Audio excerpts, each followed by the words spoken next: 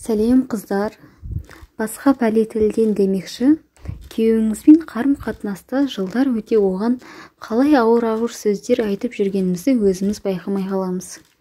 Ол әрине реніштің, көңіл қалудың, тәкаппарлықтың себебінен.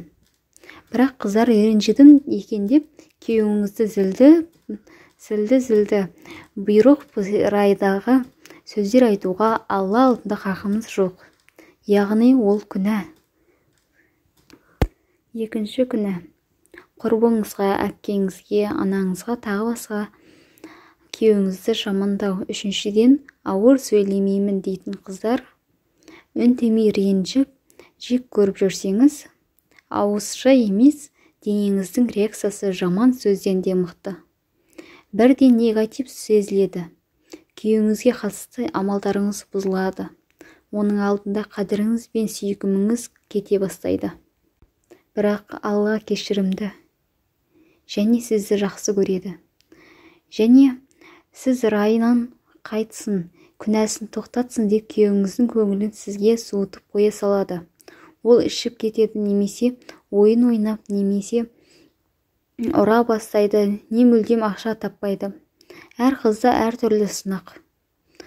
Осы кезде күйеуіңізге ренжудің, еркелей алмаудың, тіпті әйелдік қасиеттеріңізді көрсете алмаудың, онымен жарыса ақша табудың, салғыласудың, кім мықты екенін дәлелдеп жүруіңіздің себептерімен жұмыс жасап, бастағы травмаларды тазалауға болады. Қарым-қатынасты түзеуде бірінші кешірім сұрау. Алладан кешірім сұраудағы дұғаның патшасы.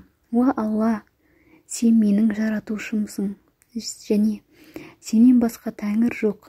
Сен мені жараттың, ал мен сенің құлыңмын, және саған деген адалдығымды күшім жеткенше сақтаймын. Менің жасаған жамандығымнан өзіңе сыйынамын. Сенің маған жасаған мейіріміңді және өзімнің күнәмді мойындаймын. Мені кешір, өйткені расында сенен басқа ешкім күнәларды кешірмейді. Екінші, жәрдем тілеу.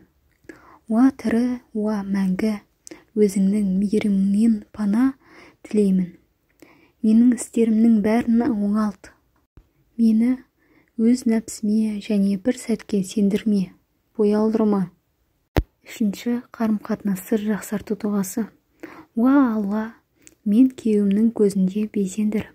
Оны жүрегіне маған деген сүйіспеншілік ұялат. Мені оның жалғыз жары қыл.